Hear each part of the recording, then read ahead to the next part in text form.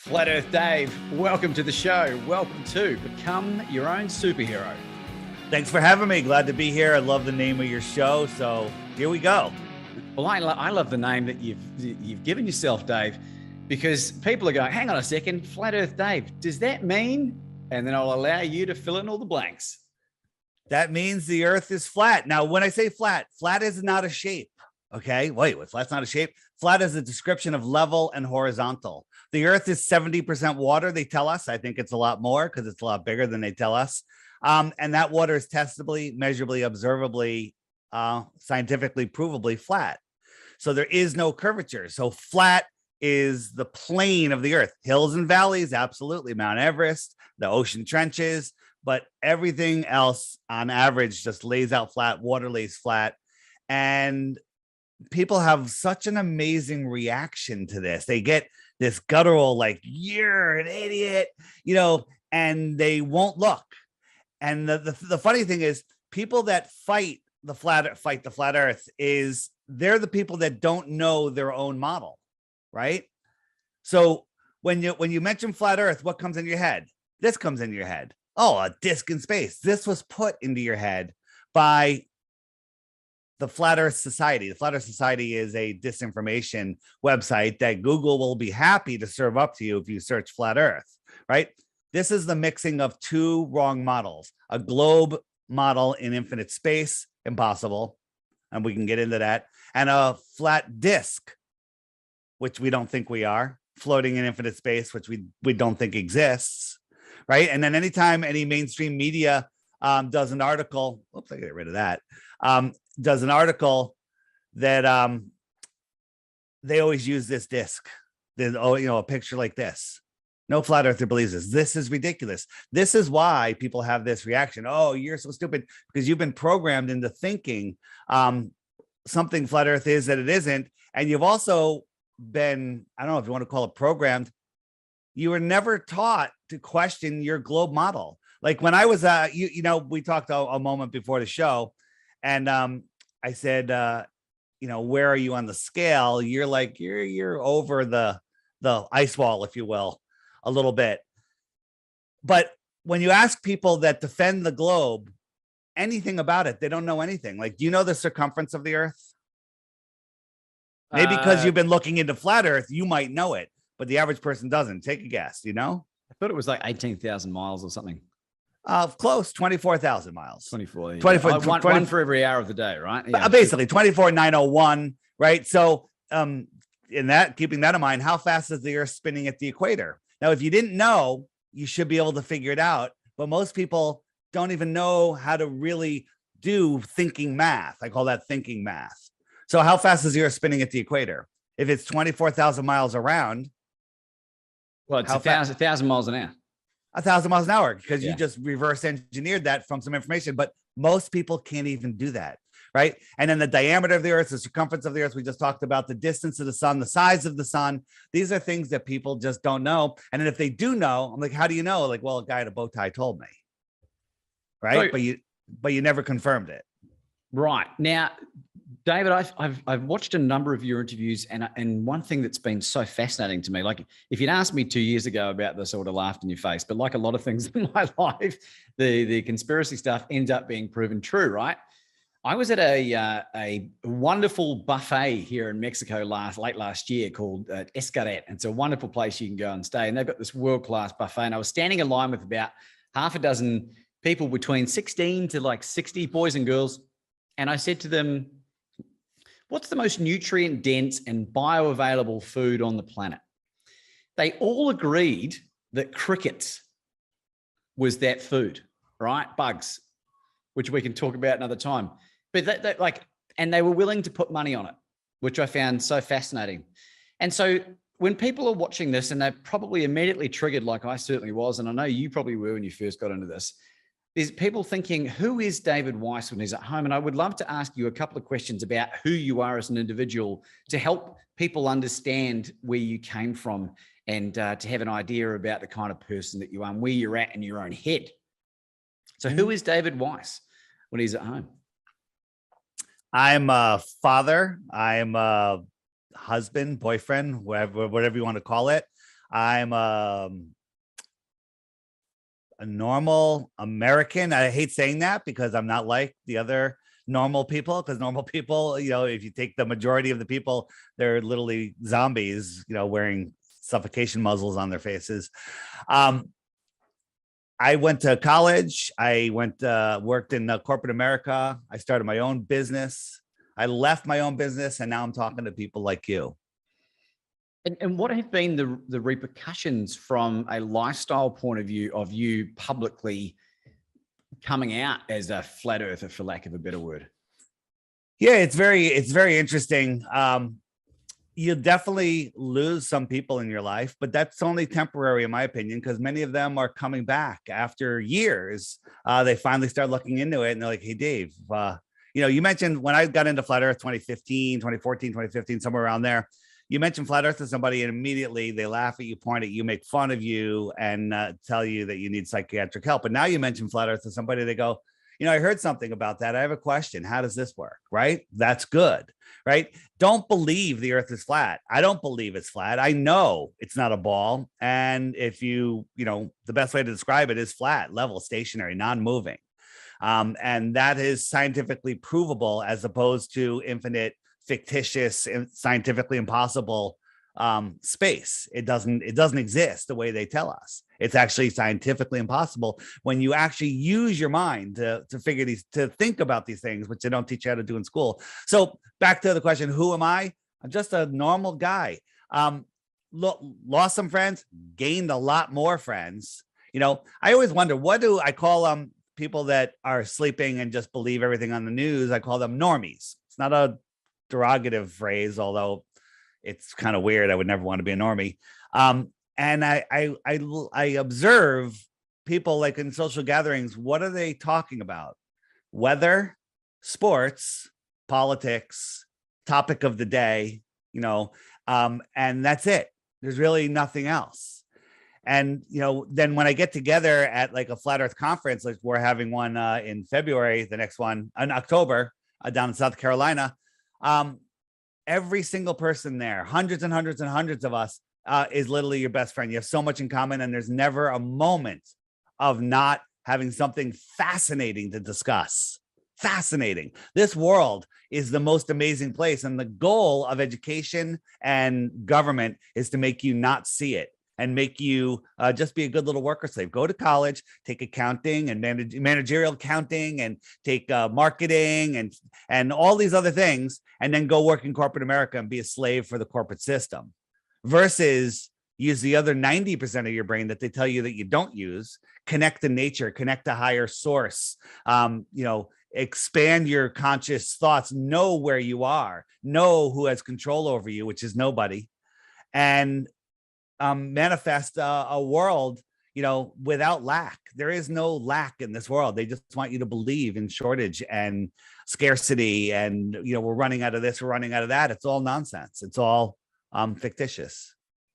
Well, one of the things, and I appreciate you sharing that, David, because I think it's important for people to get an insight into who you are. Like, you are not someone who suffered a major traumatic brain injury and all of a sudden is, going down this rabbit hole.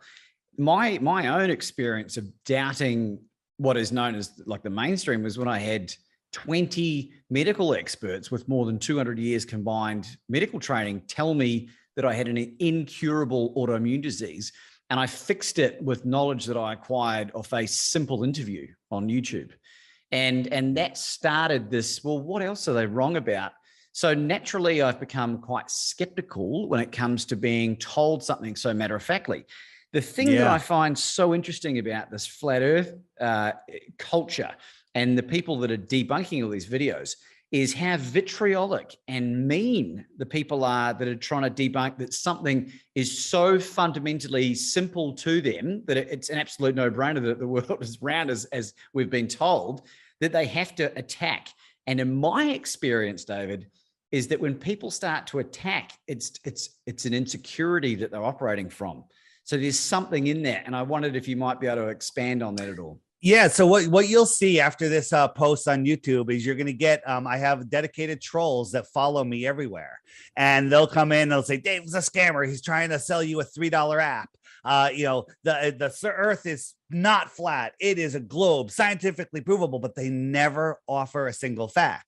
And these channels that show up, and that have been doing it for years, these are the laziest trolls ever. Go to their channel. There's zero content. There's zero subs. Okay, nothing's there, and they never offer a proof. I have a standing offer out there. Take the Flat Earth app challenge, or the crash course challenge, which is on my website, flatearthdave.com.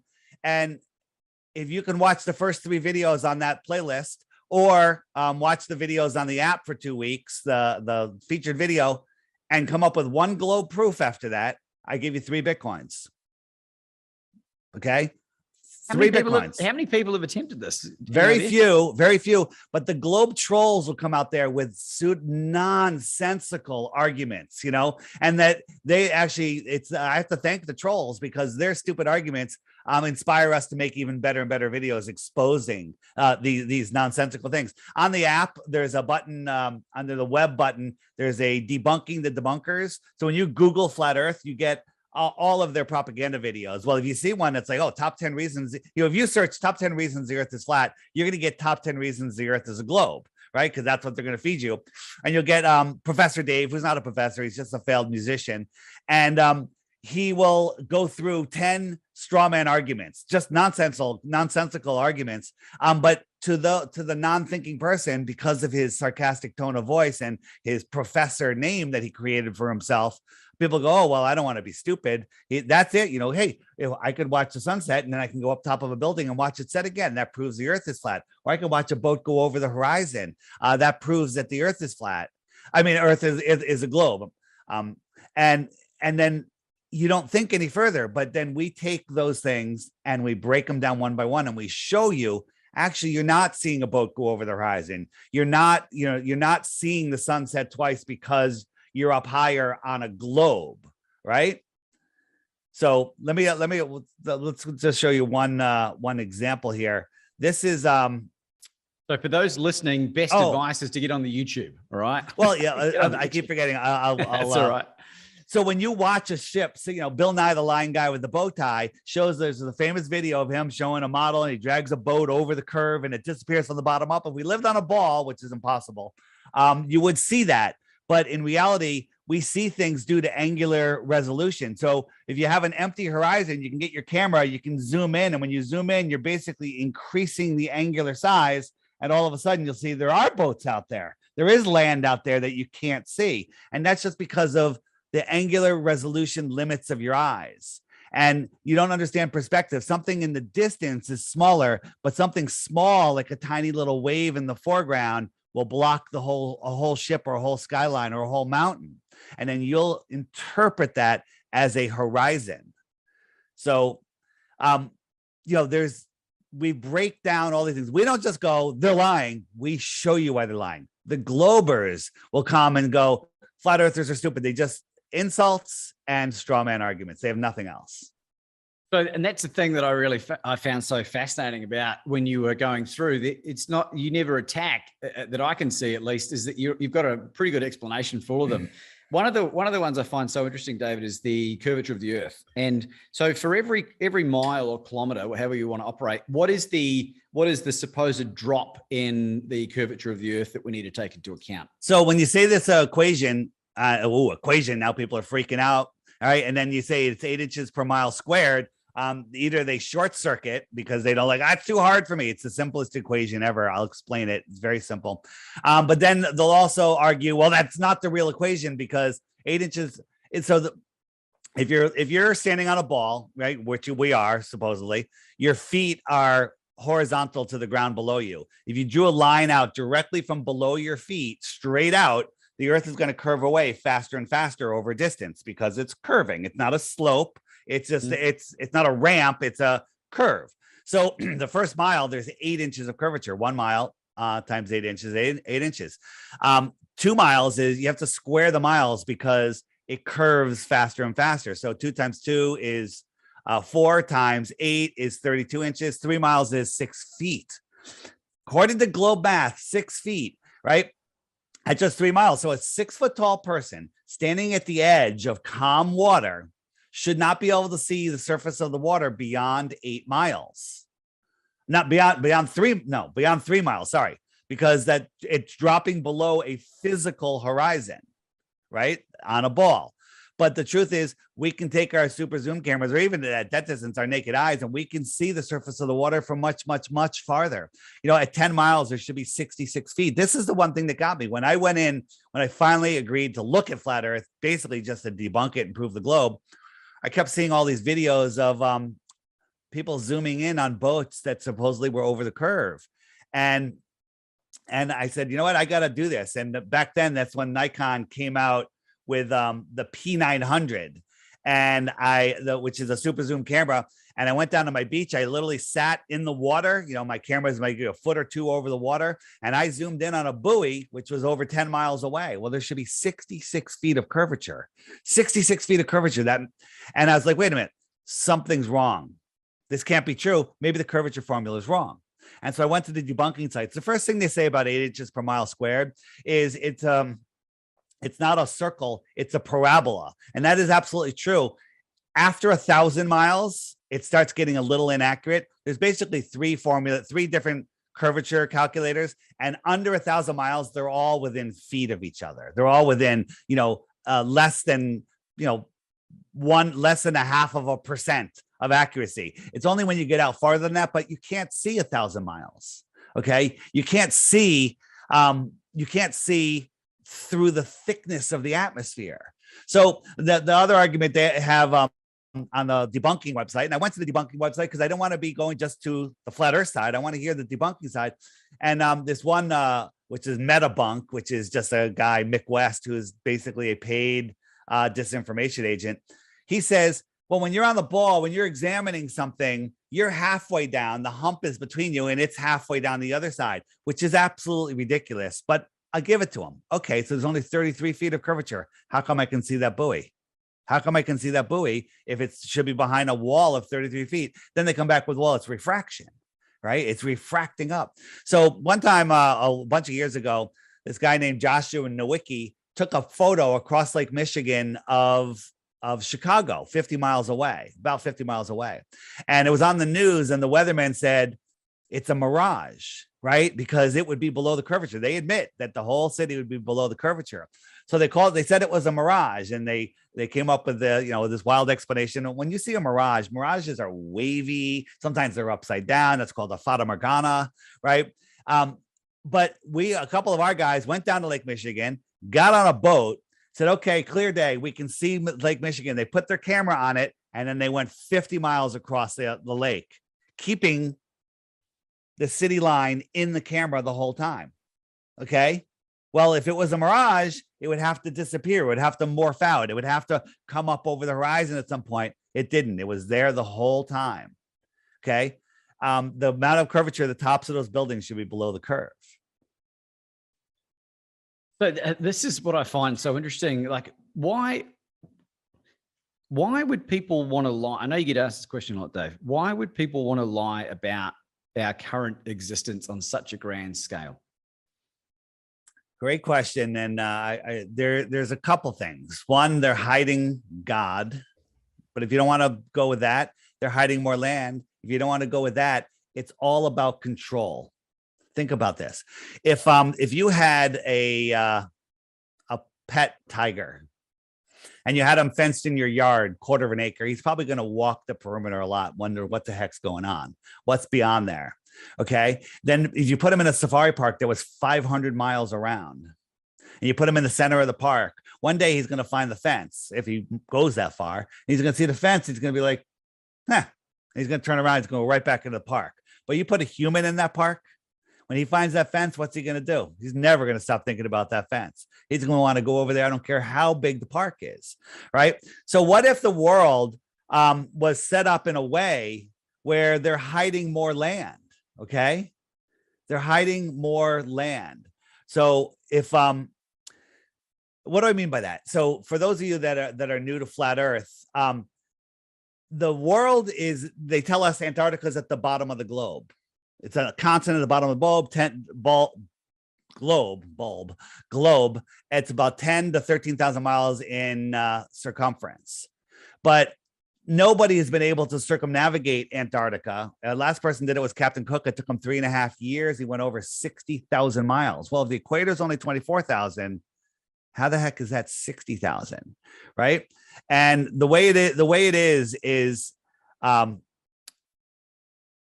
the world is set up where Antarctica is the shoreline of our world pond. Think of all the oceans of the world just like a giant pond, a giant lake, right? What holds a lake in? The land that is higher than the water. The land that's higher than the water. Don't believe me? Lower part of the edge of a lake and watch what happens to the water. Well, our water needs a container, and that container is Antarctica. It's the highest land on Earth. It makes sense. It's holding our water in. So if we were a lake, where are you located? What state? Mexico. No, you're in Mexico. That's right. Right. Yeah. So so in Kansas here, very flat state. Imagine you're in the middle of Kansas and there's a lake. Well, we'll say it's even 100 miles in circumference. Beautiful, big, beautiful lake. And you're on a boat and you're 50 miles out. You can't even see the shore, right? And there's islands all over the place. That's your world. That's your entire world. At the center of the lake, there's a magnetic mountain, a big magnetic mountain. And so you get a compass out and it points towards the mountain. Okay, so you want to head east or west, right? And so you're looking at your compass and you're on your boat and you're dead reckoning west, but that needle always has to point towards the center. So east and west become circles around the center of the earth. East and west become circles around the magnetic north. That's true on a flat earth and a globe earth. It's not a theory. Get a magnet, put on a table, put a compass next to it, and try to push it east. You have to constantly turn to the left, try to push it west. You have to constantly turn to the right. Okay. So now, if you want to go south, south is every direction away from the center. So you're in the middle of the lake, you head south, you're now heading through the outer half of the lake. That's the southern part of the lake. And all of a sudden you get to the end of the lake. Do you fall off? You're going to fall off the flat earth. Show me the edge. It's the edge of the lake. It's the land. Climb up onto the land and go for a hike. Well, maybe you go 100 miles, 200 miles. Can't see that lake anymore. All of a sudden you come to another lake. Okay. And you get on a boat, you go out there. There's more islands out there, more land, right? What if we lived in a place like, where I'm so sorry, I'm just looking for a quick video, where there is more land beyond Antarctica. Okay. What if beyond Antarctica was more oceans? Antarctica was a ring around us, maybe a couple thousand miles wide. And then you go into more oceans and there's more land out there, extra land, extra territory. If somebody lived on the extra territory, what might you consider them? Extraterrestrials. Yeah. And if they came to visit you in the inner space, where are they coming from? The outer space. Outer space, extraterrestrial from outer space, right here on Earth. Okay. Traveling tens of thousands of miles instead of ridiculous light years. Light years. You ever contemplate a light year? It's a long time. Tell me. Well, they tell us these they never teach us to deal with large numbers, and the large numbers they're talking about are quadrillions and sextillions of miles. But let's just talk about a trillion miles. Okay, the closest star is about 4.5 light years away. That's 25 trillion miles. Okay, that's cosmically close in their ridiculous in their ridiculous universe. Okay. So 25 trillion miles. If you're traveling a mile per second, which is faster than anybody's ever gone, for a trillion seconds, you're 1/25th of the way to the closest star. How long do you think a trillion seconds is? And don't say a trillion seconds. How long is a trillion seconds in, if you guess it within 5 days, I'll give you a Bitcoin. This would be cheating because I've heard you say it, but I think it's hundreds of years. 31,000 years. Okay. There you go. Right. Now, just let your mind process that. You've been traveling for 31,000 years and you're 1/25th of the way to the closest star, and the other ones are magnitudes farther. And you believe that you can see that star. Polaris is 433 light years away, and we can see it. Think about this also. Polaris is 46 times bigger than our sun. Betelgeuse is 10,000 times bigger than Polaris. You know, all of these different stars. Why are there only two celestial sizes in the sky? The sun and the moon are the same size. And all of the stars and the wandering stars, also known as planets, are essentially the same size. How come there's no intermediate sizes? Okay. How come there's not every size imaginable? Why does everything become a point of light? You know, the global argument is, well, as things go farther and farther away, you know, you got your sun and it moves 93 million miles away and it just becomes the size of a coin held at arm's length. But if you double the distance, it's going to be tiny, tiny. Well, what if you made it 1,000 times the distance? Would you even see it? You know, they're like, well, once it gets to a certain point, it always stays that size and travels forever. That's ridiculous. Light expanding expands. Blowing up a balloon, the balloon gets thinner and thinner and thinner and thinner and thinner until it's gone. Light is like sound. It disperses as it spreads. Now, if I whispered to you 100 yards away, you wouldn't hear me. But if we had a PVC tube and I whispered into that tube and you listened, you'd hear it because it's channeling it. What's channeling the light in space from spreading out? Right? Fiber optics will channel light through a fiber, but that light is unseeable at, you know, whatever distance. You with me? Yeah. So what I want to know, David, is now that you've would you bet your life on this now? I would bet my life and everything that we are not on a spinning globe. What is the construct of flat Earth? What is the exact map? I don't know. We have a pretty accurate one. You know, when we look at flight routes and stuff, flight routes make sense on a flat Earth. And, you know, if you look at my app, the Flat Earth Sun, Moon, and Zodiac Clock app, when you look at the sun goes around, the sun is the hour hand. It circles around the Earth, and wherever the sun is, it's noon there. Like when I look at the app, do you have my app? Yeah, I got the app. Okay. I think it was like $4.99 on the Australian App Store. Yeah, Australian dollars. It's $3.99 here in America. So let me. But it's really interesting. It's got a lot of amazing resources on there. Yeah, here. This is just one map I'm showing you right here. This is like all these different ponds, right? These are all the different ponds. Like we live in one pond and there's other ponds, right? Imagine this is a pond in Kansas and then there's more ponds all around. And that could be where everyone lives. But the app, getting back to the sun and the moon, on the app, the sun is the hour hand, and wherever the sun is, it's noon. So when it's noon on the East Coast in America, it's 9 a.m. on the West Coast. And when it's noon, when the sun is over Sydney, Australia, I can call up my friend PK and go, hey, PK, what time is it? Where's the sun? And he'd be like, oh, it's right over me, and it's noon, right? So there's something accurate about the Gleason's map. This is a representation of the Gleason's map. It's used for navigation. It makes sense. Is it exactly like this? We don't know because we're not allowed to explore the outer spaces.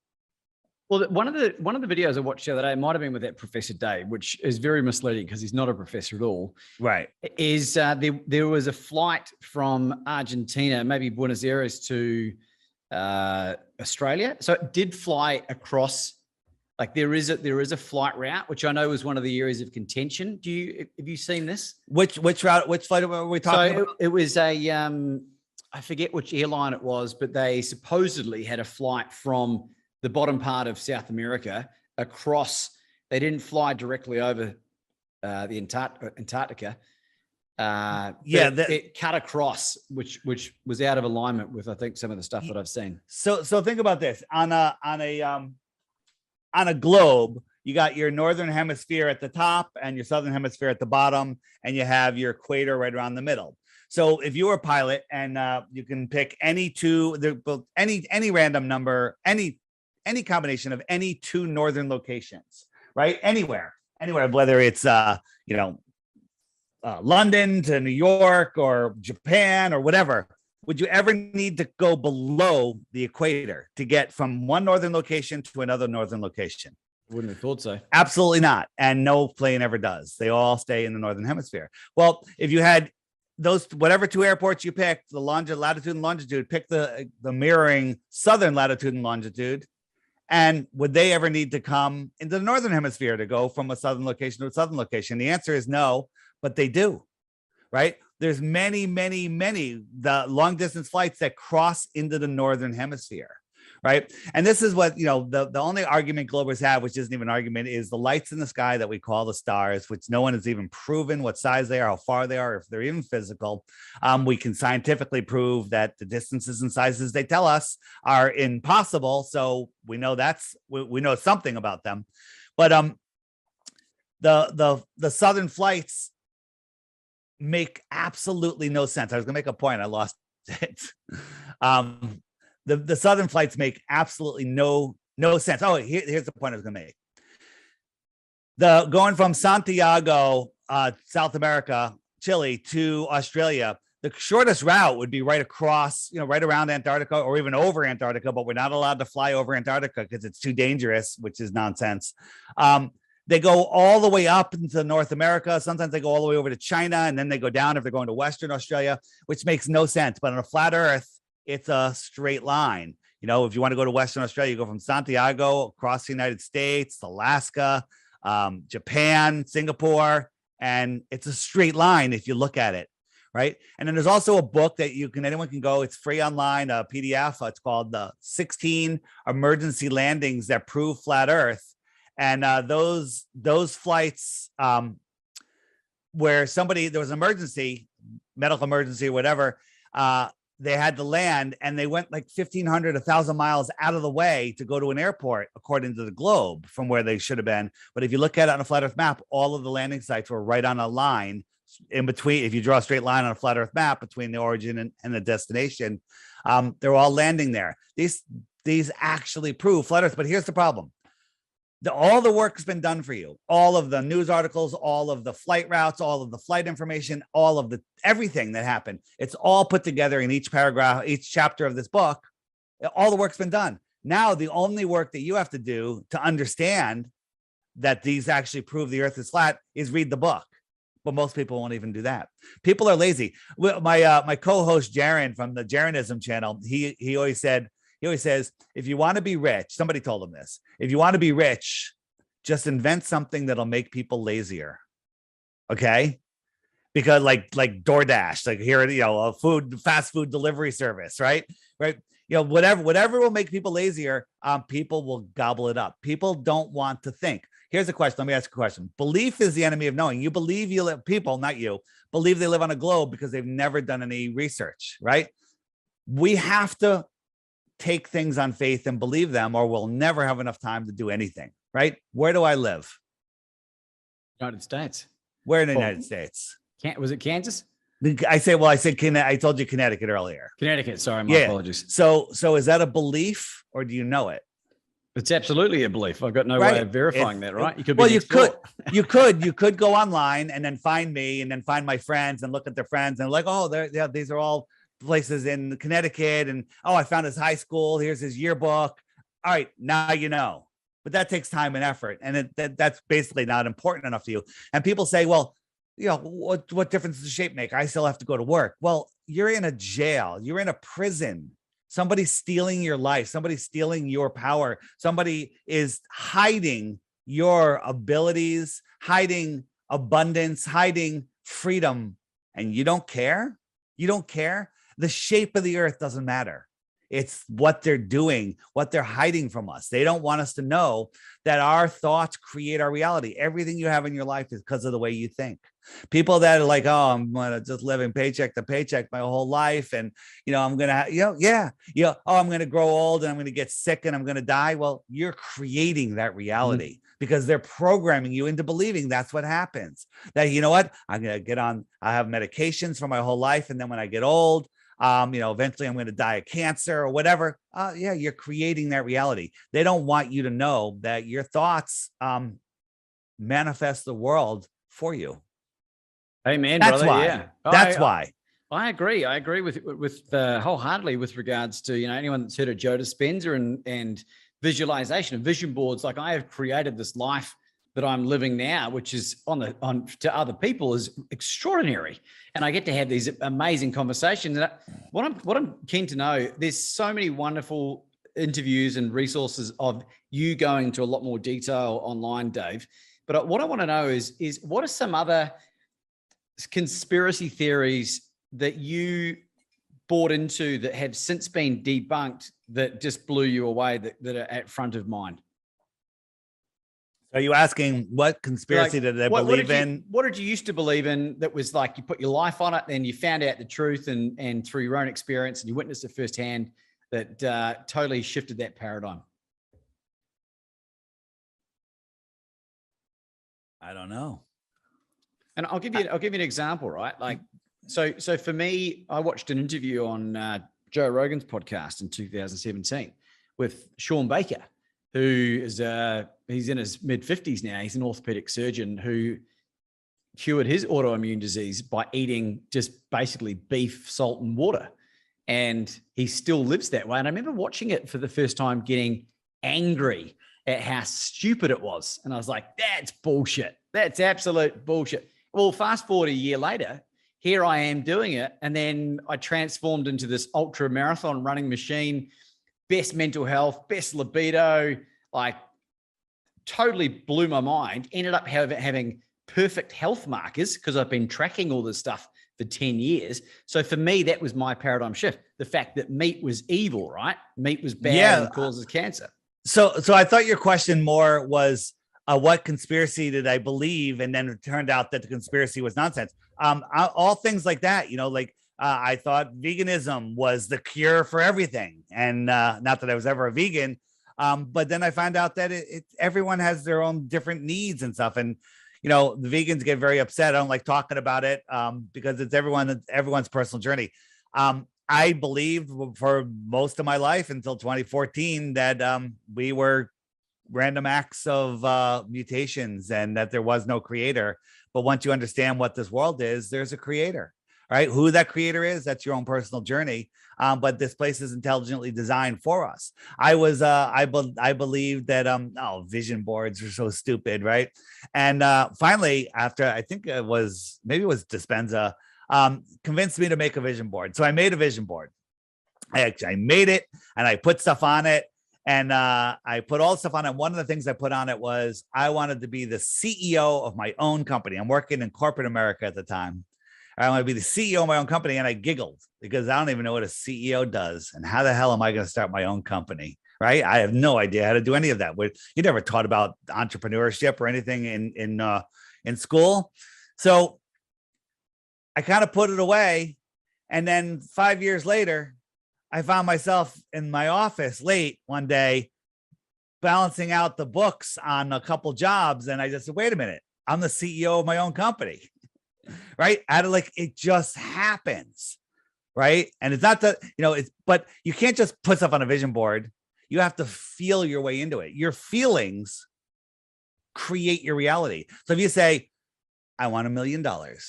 And inside you're going, I'm never going to have $1 million. I'm poor. I'm going to live paycheck to paycheck. That's what you're attracting.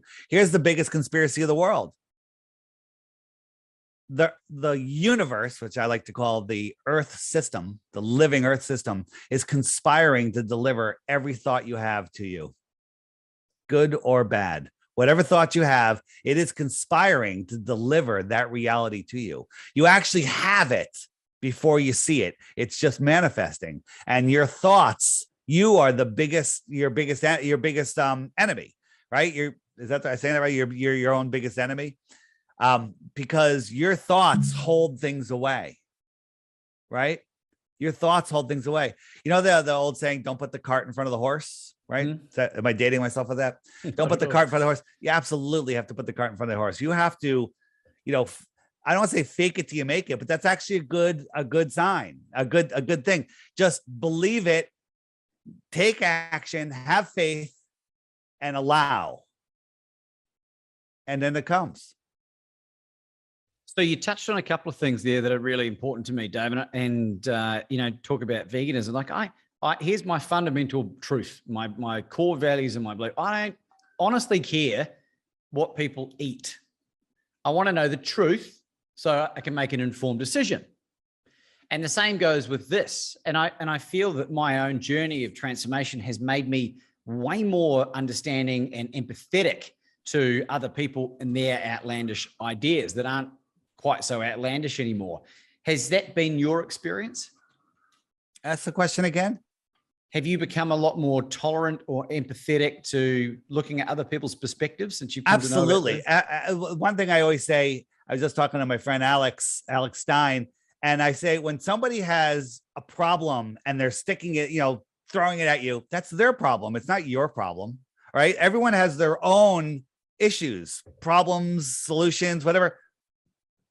Don't make it your problem. Now, is veganism good for some people? The people that are vegans that are thriving, I guess it's good for you, right? You know how they say eat for your blood type? There's so many different things going on where different people need different things. Then you can also unwind this all the way back to breatharians, people that can live off of breathing, okay, live off of sun gazing. All amazing journeys, and everybody could have their own journey. As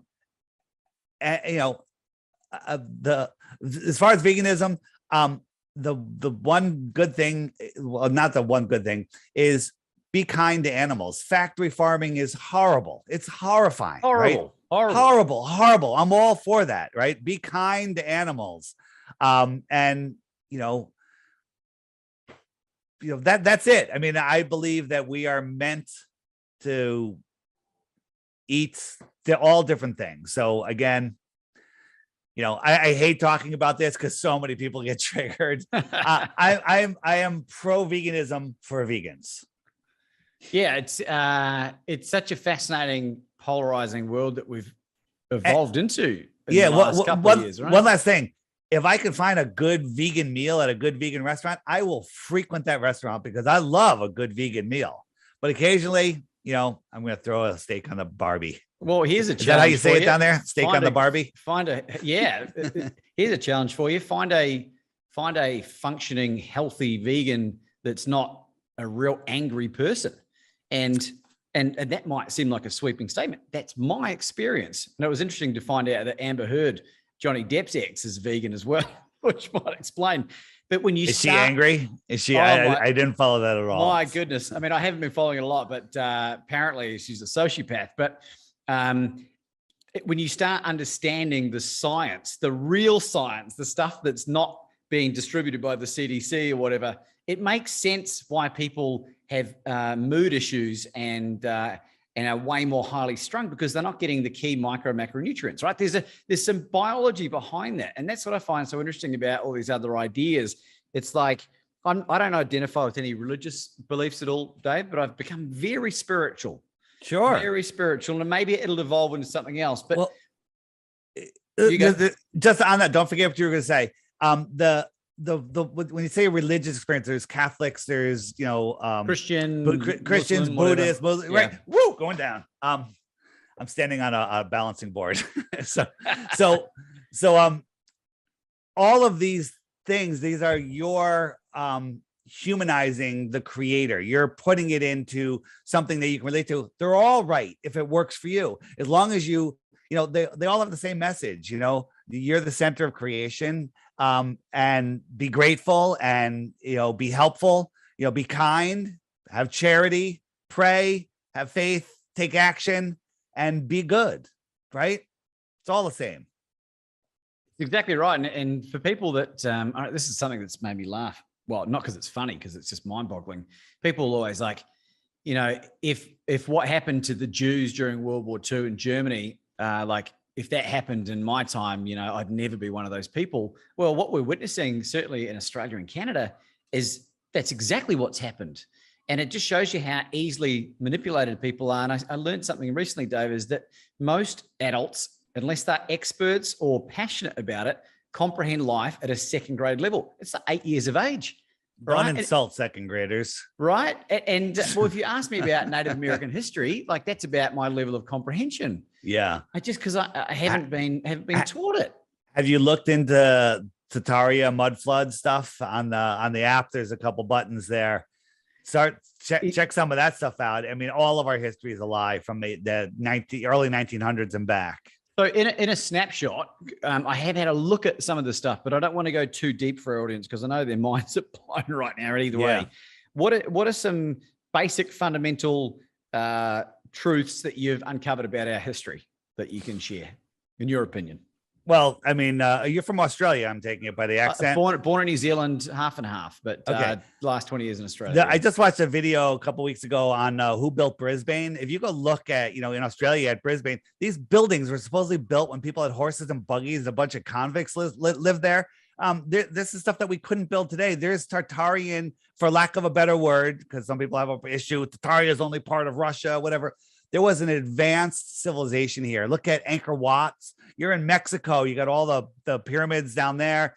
This stuff was a high-tech, free energy world with far more advanced than we are now. We think we're at the height of civilization, but we're in the middle of the movie Idiocracy.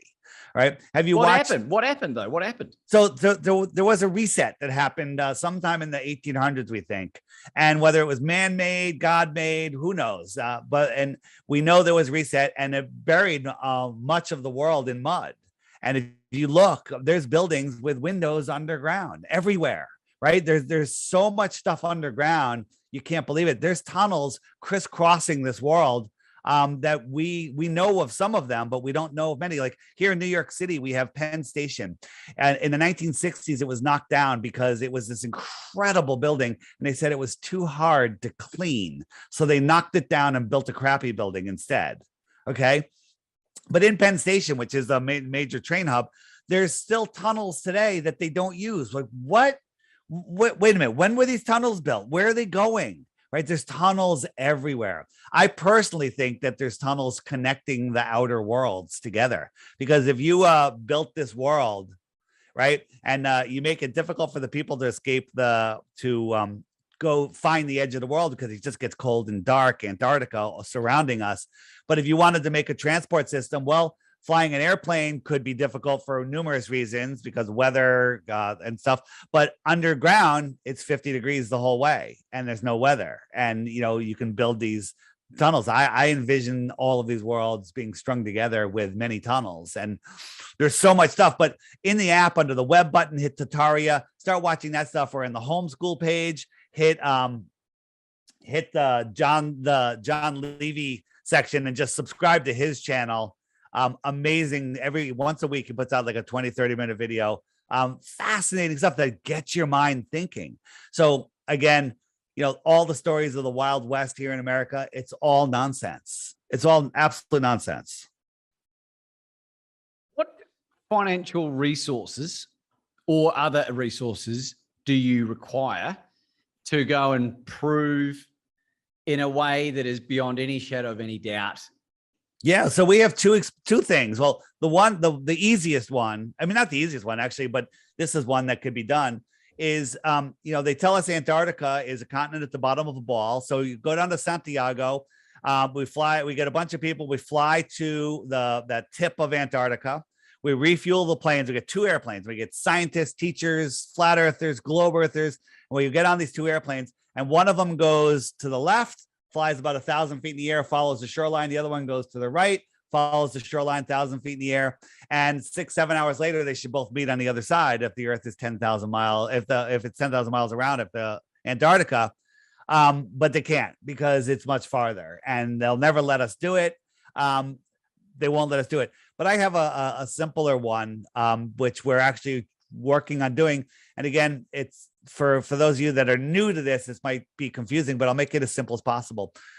Airplanes, when they take off, they spin up a gyro, which holds rigidity in space, a 3-axis gyro. And so when it takes off, the gyro stays level with the Earth. So when the airplane rolls, the gyro tells them what angle they're rolling at. When they go up or down, the gyro stays level. And that's that horizon thing you see that they use. Well, I suggest that we get another gyro and we spin it upright and we align it with east and west. Okay.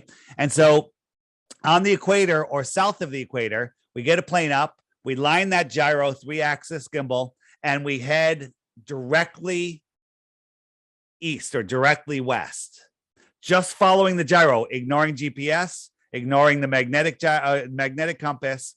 And if the Earth is a globe, if we're in the southern hemisphere, east and west, if we're going west, west should veer off to the side. You should be heading, it should veer off. But in reality, it's always going to veer off to the north. Like, so let me explain that. Let me try to explain that better. If you want to head east or west, if you want to head west and you go straight and you don't correct to the north, you're now heading south. Automatically, you're heading south. And on a flat Earth, that's always the case. Even in the southern hemisphere, if I head west, I have to keep correcting to the right, to the north, to maintain my heading. But on a globe, I'd have to correct to the south, because south would spin off that way. The west would spin off to the left instead of to the right. But we know that it's going to go the other way. So all we need is an airplane, a couple hundred, several $100 gyros, a couple $1,000, and a way to document it. And we can, I think we can prove it. We don't have to go a couple 100 miles to prove it. And the farther south you go, the worse it gets for the globe. I don't know if I explained that correctly. We're going to make some videos on it. We're trying to line up some planes, get a little funding together, but it's very simple. And, science says, Neil deGrasse Tyson, the high priest of scientism, and, he's always saying, well, we don't have time for flat earthers. Barack Obama, like 6 or 8 times during his presidency, he said, we don't have time for a meeting of the Flat Earth Society, because he wants to steer you to the Flat Earth Society. If you're looking into flat Earth, go there so you can laugh at flat Earth. Right. And the head spokesman, Neil deGrasse and Bill Nye, they say we don't have time for it, but they do video after video after video strawmanning us, saying just ridiculous stuff about the globe and gravity, never addressing anything. This one experiment would do it. This one trip around Antarctica would do it, but they won't do it. Well, one of the things I find so interesting, David, is I've recorded more than 150 episodes of this podcast since May 2020. And I have been able to get some extraordinary people on here, including Nobel Prize laureates and that type of thing. And, yourself included, right? But one demographic, I have not been able to get any astronauts. And I've reached out to at least a dozen of them and not even any response back, nothing. And I just... Why?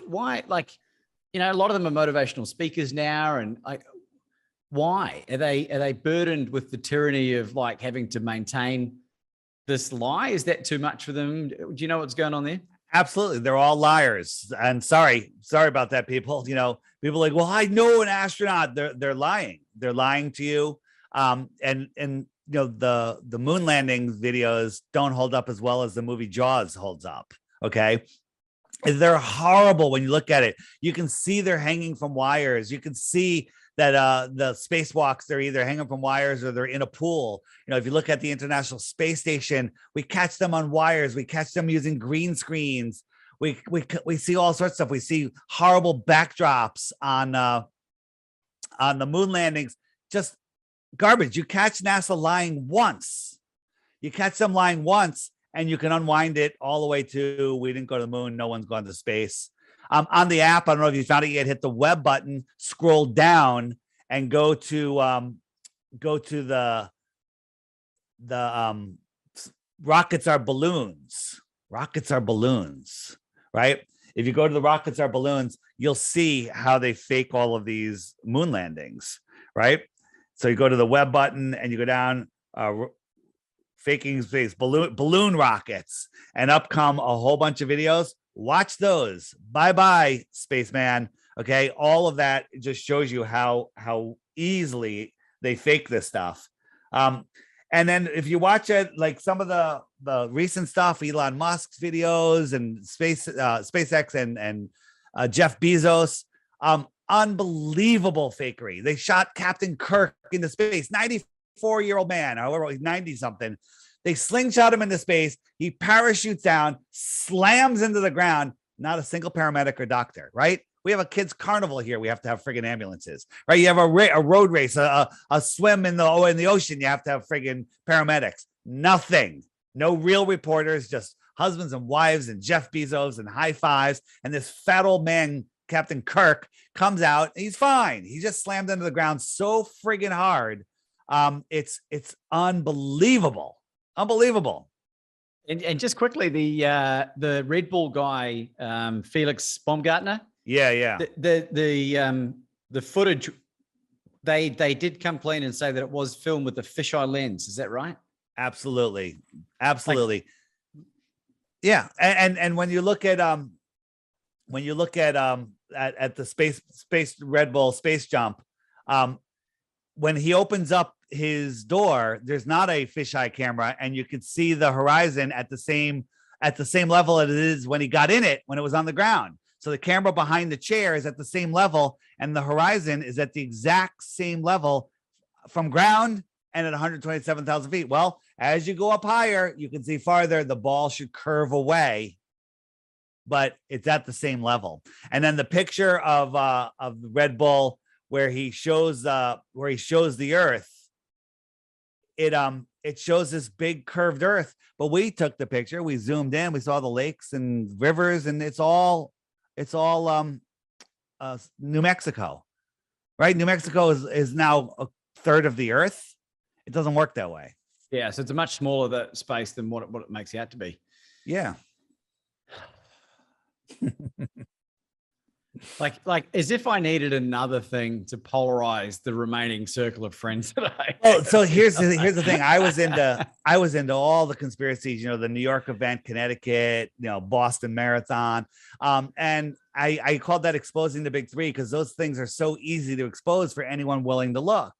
And then I heard about flat Earth, and I'm like, oh no, not this. This is going to discredit everything I did. And then I kind of forced to look into it. Then I realized it was true. I kind of kept quiet about it for a while, because I was like, this is going to, people are going to freak out. But then I'm like, wait a minute, it's the truth. We don't live on a ball, and I'm like, well, what difference does it make? What difference does it make? Why would they lie? How can you get so many people to lie? It's not that many people lying. And then when I understood that this is how they get away with all the stuff they get away with, this is how they do it, right? Because if you're spinning out of control, lost in space, you have no idea where you are. You have no idea the power of your mind. You have no idea what this place is. So, it's truly an amazing thing. And when you start looking in the app, I have what's called the Flat Earth Friend Finder. So you lose some friends, but if you feel like you're all alone, put in a username, right? And let the Flat Earth Friend Finder load up, and then you'll see all of the other flat earthers near you. And then you could tap on a button on one of them, and you can send them a message. You can check out their profile if they filled out a profile. And you can send out group messages. I can set mine for 50 kilometers, and I could send a group message out to 387 people near me. Boom, we're having a meetup at the park or at Joe's Bar and Grill on Saturday, 4 p.m. We just did it in New York. We had between 60 and 80 people showed up. It was fantastic. And then you have new friends for life. Lots of new friends with interesting things to talk about, not weather, sports, politics, and murder. Yeah, right. David, where can people find you? Everything, all my stuff, my app, if you want to book me, if you want to see my interviews, see my short videos, my YouTube channel, DITRH, stands for Deep Inside the Rabbit Hole. Everything is linked at flatearthdave.com, flatearthdave.com. And then if you don't want to get the app, oh, by the way, the app is $3. You need Android 8.0 operating system or higher. Apple iPhone 6 is the minimum or better. And check it out. It's $3. There's premium features on there. Sending messages. You can receive messages from other users, but if you want to send messages, you want to use the profiles or you want to use the weather app, it's $11 a year, but you don't need to subscribe. Subscribe if you want. A lot of people do because they want to be able to contact other people and get involved and support the app, because the app costs a ton of money to run. So every day on the app, there's a new featured video right on the bottom. And this is the challenge for the 3 Bitcoins. Watch that video every day for 2 weeks. I do short ones during the week. So when you have a breakfast, click the video, watch it. After 2 weeks, if you think you have one proof of the globe, send it to me, info@theflatearthpodcast.com, and you win. But before you do, check out the frequently asked questions, because the frequently asked questions page might have your answer. And then you'll be like, oh, I never really thought about that. You know, I never, Aristophanes and his sticks and shadows. I see how that doesn't prove anything. Once you dive in, once you go flat, you never globe back, is what they say. And what difference does it make? It makes all the difference in the world. When if you imagine, every cell in your body is reacting to your core beliefs, whether they're conscious or not. And if your core belief is that you're spinning through an infinite space vacuum where an asteroid could take you out at any moment, we're running out of food, we're running out of fuel, we're running out of all sorts of things. Every cell in your body is having that stress, that they're not at ease, they're having dis-ease, versus when you understand that you're at the center of creation, that there is no shortages, that there's plenty of land, there's plenty of food, there's plenty of water, and that people are generally good, they're just lost. You all of a sudden you become at ease. You're no longer afraid. You're no longer subconsciously in fear, and everything lifts up. When you go, if you can make a meetup, meet one person, meet 50 people, right? Near you, you now immediately have a new set of friends with interesting things to talk about. And people are using it as a dating app also, because every blue dot that I just showed you, they're all people that you have stuff in common with. Everyone, male or female, you're going to end up being a best friend, but there's people already getting married and having babies because of the app. So there you go. Well, you're creating miracles in any capacity, Dave. Do you have any concluding thoughts for our audience today? Don't believe anything I say. Go verify it all. If you Google Flat Earth, you're going to go nowhere. On my website, flatearthdave.com, if you can't get the app or whatever, there is the Flat Earth crash course. Click that little button there, and it's going to give you a list of videos. Turn off Netflix for a week. Every night, watch another video. They're well produced. They're fascinating. And the first one is called The Next Level by Hibbler Productions. I happen to be in it. And it's really a game changer for people that are new. But I challenge people, watch the first 3 videos. And if you're not a globe denier at the end of that, you didn't watch them. Ladies and gentlemen, Flat Earth Dave.